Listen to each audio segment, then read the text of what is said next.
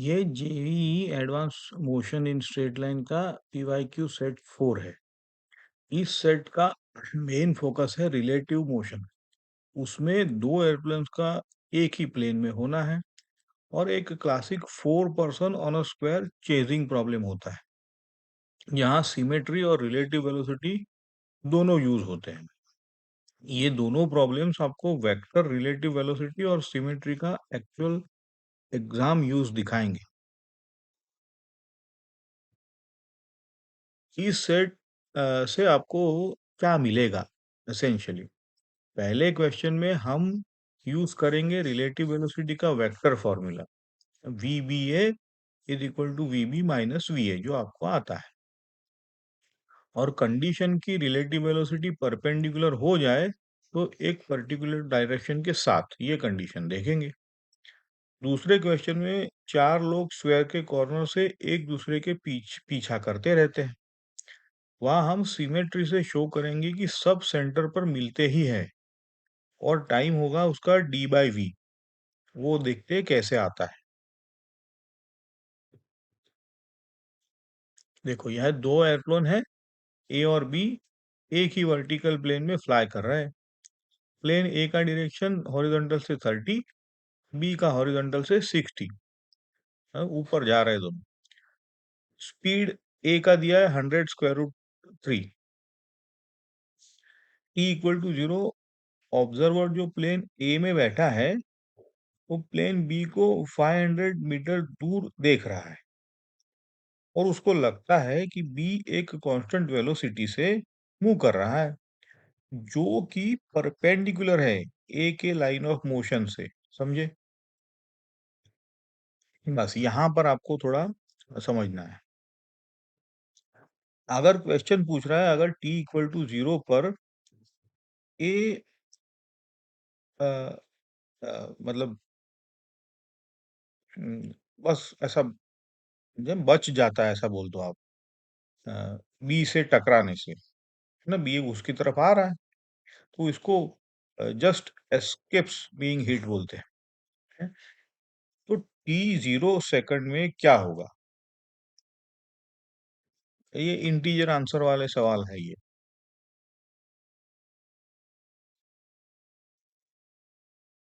चलो, इस प्रॉब्लम का हमारा, जैसे मैंने कहा, दो चीजें हैं, रिलेटिव वेलोसिटी और उसकी अंडरस्टैंडिंग।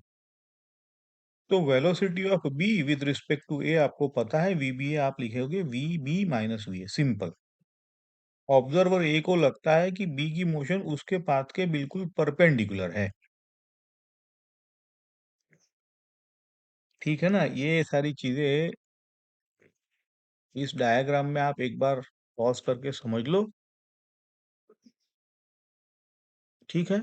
हाँ, अब आगे बढ़ते हैं। जैसे कहा कि ये जो वी बी है वो बिल्कुल परपेंडिकुलर है, तो वो मतलब आप जो वी बी है, वी बी ए जो है, उसका जो कंपोनेंट है बी ए के अलोंग, वो जीरो होना चाहिए। है ना? देखो, आपने वो ऊपर से भी, डायग्राम से भी हमें पता चल रहा था वो। अब इसको यूज करते हैं हम परपेंडिकुलर कंडीशन से, जो हमने निकाला है उससे आएगा कि वी ए जो है वो वी बी कॉस 30 होना चाहिए, क्योंकि उसको, समझे आप, परपेंडिकुलर लग रहा है तो दोनों सेम वेलोसिटी से एक डायरेक्शन में जा रहे होंगे। यही है इसका condition of collisioning, motion perpendicular to line joining same, वही है। यहाँ पे हमें वी ए नोन है और वी बी अननोन है। हमारे पास वी ए है 100√3 मीटर पर सेकंड, और ये परपेंडिकुलरिटी से हमने अभी देखा V A equal to V B cos 30, तो उससे हमारा वी बी आ जाएगा, देखो, 200 मीटर पर, है ना? यानी प्लेन बी की स्पीड 200 मीटर पर सेकंड है। अब वी बी को कंपोनेंट्स में लिखते हैं। हॉरिजॉन्टल को आप आई आई कैप कहो और वर्टिकल को जे कैप कहो। तो ये जो वीबी है वो आपका वीबी कॉस 30 आई कैप, ये तो आपको पता है वीबी साइन 30 जे कैप। सिंपल है ये। प्लेन है हॉरिजॉन्टल डायरेक्शन में मूव कर रहा है और उसका स्पीड है वी ए वीबी कॉस 30। तो वी ए हो जाएगा V A I cap is equal to VB cos 30, जो कि आई कैप है।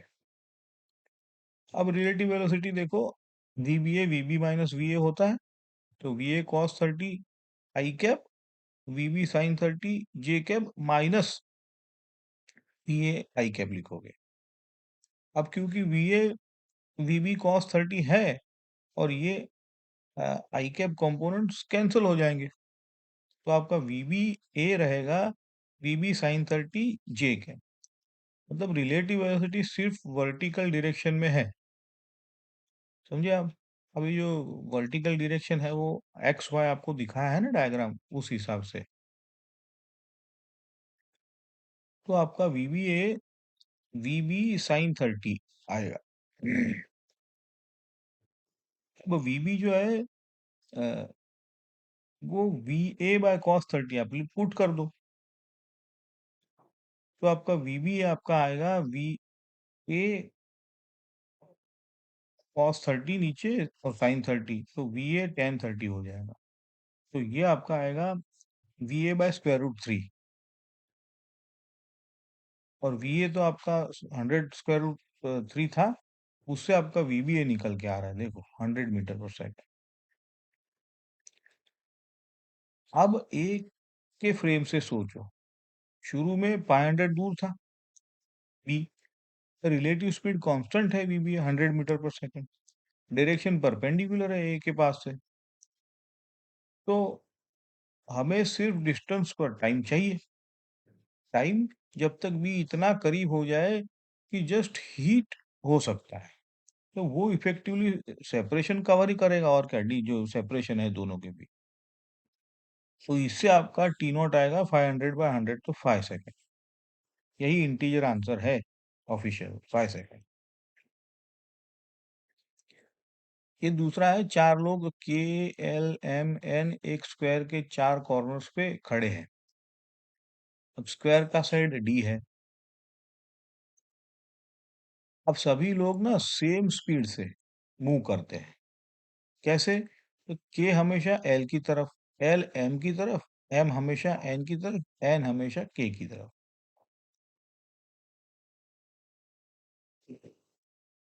अब देखो इस डायग्राम को आप थोड़ा पॉज करके समझ लेना, क्योंकि इसी डायग्राम से हम आगे सॉल्यूशन लिखने वाले हैं। ये चारों लोग कितने टाइम पीरियड में मिलेंगे, ये एक सवाल पूछ रहा है। तो हमें ई इक्वल टू कितना, ये हमें लिखना है। देखो जैसे मैंने कहा, इस डायग्राम को एक बार देख लो। आप ये देखो कि डायग्राम में के जा रहा है एल की तरफ हमेशा, ओके।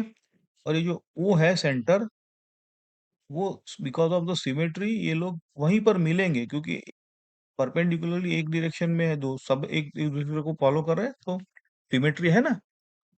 देख लो इस डायग्राम को, तो आप क्या याद इस डायग्राम में याद रखो, के एल और ओ की पोजीशन। चलो आगे बढ़ते हैं अभी। जैसे मैंने कहा, इस क्वेश्चन में सिमेट्री बहुत इंपॉर्टेंट है।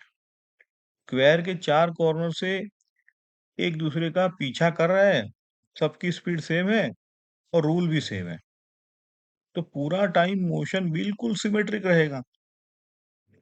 अब उनकी जो पोजीशन है हमेशा एक छोटा होता हुआ स्क्वायर बनाएगी, है ना। स्क्वायर रोटेट और स्पाइरल हो सकता है, लेकिन शेप स्क्वायर का ही रहता है ना। आखिर में सब सेंटर ओ पर मिलेंगे, आप देखो ये समझिए आप, यही है। स्क्वायर तो स्क्वायर रहेगा, क्योंकि यही सिमेट्री कंडीशन है, और जो कंस्ट्रेंट दिया है, इसको समझना है बस।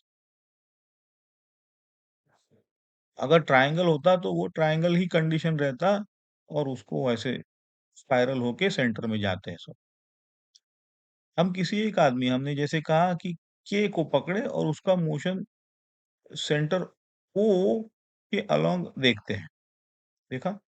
तो लाइन केओ सेंटर तक जाती है और के हमेशा एल की तरफ चलता है ना? तो ज्योमेट्री से आप दिखाया जा सकता है कि वेलोसिटी का जो डायरेक्शन है, वो लाइन केओ से हमेशा 45 डिग्री का एंगल बनाता है। समझे आप? बस यही है सिमेट्री का। अब पर्सन के लिए टोटल स्पीड v कांस्टेंट है। सेंटर की तरफ कंपोनेंट रेडियल कंपोनेंट हो जाएगा। तो वो वी आर बोल दो v cos 45। तो ये होगा v बाय स्क्वायर रूट 2। यही वो कंपोनेंट है जो k को सेंटर O की तरफ खींच रहा है ना? यही है, बस इतना ही एसेंशियल पार्ट है। हालाँकि देखो ऐसे सवाल ये तो सॉल्यूशन दे रहा है, लेकिन जब आप बैठोगे 2-3 घंटा सोचोगे, तब ये एसेंस जो है वो क्लिक होता है। अब k की इनिशियल डिस्टेंस सेंटर पे तो हमको पता ही है कि स्क्वायर का साइड d है तो डायगोनल क्या हो जाएगा? d स्क्वायर रूट 2 और ko तो हाफ डायगोनल है। तो ko आपका मिल गया अ, d स्क्वायर रूट 2। अब रेडियल मोशन सोचना है हमें। तो डिस्टेंस जो k को सेंटर तक ट्रैवल करने में जो ko है वो तो d स्क्वायर रूट 2 है, d बाय स्क्वायर रूट और स्पीड सेंटर में वी आर हमने देखा है कि v बाय स्क्वायर रूट 2। तो टाइम क्या लगेगा? अब तो सिंपल हो गया ना। तो इससे आपका देखो टाइम d बाय v निकल के आ रहा है कि नहीं? तो ये सिमेट्री की वजह से सब लोग एक ही टाइम में सेंटर पहुंचते हैं। यही है इसका। तो इस पीवाईक्यू में इम्पोर्टेंट पॉइंट्स क्या है? रिलेटिव वेलोसिटी का वेक्टर फॉर्मूला जो वीबी माइनस वीए है, बट उसका जो अंडरस्टैंडिंग है कि दो कंपोनेंट लेते हैं आप, है ना? और अगर कंडीशन रिलेटिव मोशन किसी डायरेक्शन के परपेंडिकुलर है, तो उस डायरेक्शन के अलोंग कंपोनेंट जीरो करके, है ना? स्पीड का रिलेशन निकल के आता है। आप मतलब समझ रहे हो आप? तो वीबीए जो पहले लिखो उसको कैसे आप एनालाइज करो, ये सेंट्रल है। एयरपेल एब्रे जो एयरपेल प्रॉब्लम है, इसी से आपका वीए भी वीबी बाय कॉस 30 आ गया। फिर कंपोनेंट से आपने वीबीए निकाला और फिर सिंपल टाइम से आपने टी नॉट भी निकाल लिया। टाइम टाइम का फॉर्मूला जो होता है distance by relative speed. Square वाले चेस प्रॉब्लम में ये सिमेट्रिक कंडीशन आपको लगाना होता है। हाँ, सारे सारे स्क्वायर हो ट्रायंगल हो, हर एक का वेलोसिटी डायरेक्शन 45 डिग्री पर है और कंपोनेंट आपका v cos 45। इनिशियल डिस्टेंस आपका d cos 45 से निकालो और फिर टाइम आपका डिस्टेंस बाय स्पीड। ये पैटर्न बहुत बार एडवांस बुक्स में आ गया है, जिसे आप बोलते हो ना परस्यूट कर्व। इसको परस्यूट कर्व प्रॉब्लम भी बोलते हैं। चलो, अब है नेक्स्ट पीवाईक्यू में सेट 5 में रिलेटिव मोशन को कंटिन्यू करेंगे, लेकिन थोड़ा और कॉन्सेप्चुअल ट्विस्ट के साथ, है ना? दो आइडेंटिकल ट्रेन्स इक्वेटर पर अपोजिट डायरेक्शन में चल रहे हैं, उनका प्रेशर ऑन रेल्स सेम है या डिफरेंट? यहाँ अर्थ का रोटेशन और सेंट्रीफ्यूगल इफेक्ट का रोल आता है। और थोड़ा जिनको सर्कुलर मोशन ढंग से पढ़ा है ना, उनको ये तुरंत समझ में आ जाएगा। सर्कुलर मोशन ढंग से पढ़ना पड़ता है इसमें, तो देखेंगे आगे। और एक फास्ट ट्रेन में बैठा ऑब्जर्वर पास की चीजों को बैकवर्ड क्यों देखता है, दूर के माउंटेन्स को जैसे रेस्ट क्यों ऑलमोस्ट उसको लगते हैं? ये भी सर्कुलर मोशन का है, जहाँ जैसे मैंने कहा एंगुलर स्पीड का कॉन्सेप्ट आएगा। ओके। और एक ट्रॉली है और फ्रिक्शनलेस प्लेन पर आप बॉल फेंक रहे हो, जहाँ फ्रेम से ट्रॉली का टकराना है। तो आपको यही डिसाइड करना है कि ये कैसे कोलिजन होगा या नहीं होगा, है ना? अगर ये आपको पीवाईक्यू हेल्पफुल लगा हो, तो जैसे मैं बार-बार कहता हूँ, आप सब्सक्राइब करो, फिर प्लेलिस्ट फॉलो करो। हमने बेसिक और एवरेज क्वांटिटी देखा, ग्राफ और नॉन यूनिफॉर्म मोशन देखा, कंस्ट्रेंट और वीटी ट्रायंगल देखा है, रिलेटिव मोशन और सिमेट्री जो इस वीडियो में हमने देखा। अब इसी को आगे बढ़ाएँगे और फ्रेम्स और कॉन्सेप्चुअल रिलेटिव मोशन, है ना? फिर लास्ट में ग्रेविटी का कॉन्सेप्ट चेक करेंगे। Thank you.